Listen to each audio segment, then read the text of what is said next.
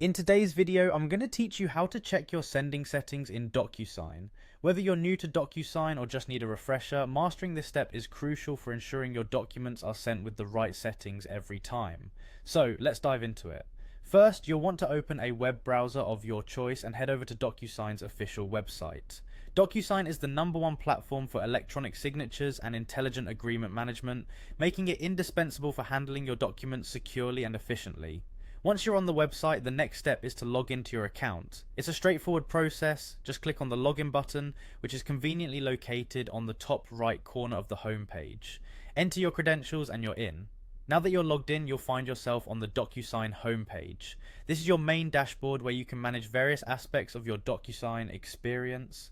From here, direct your attention to the navigation panel. What we want to do next is check out the reports section. To do this, simply click on the reports option. This is where you can view various insights related to your document transactions, a useful feature for monitoring your activities and keeping track of your workflow.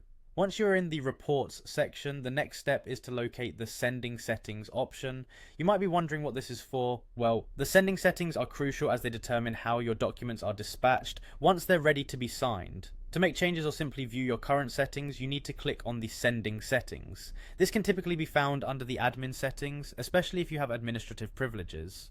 Accessing the sending settings will allow you to configure various options. This includes setting up default signing reminders, expiration settings, and even customizing how the signing process behaves for the recipient.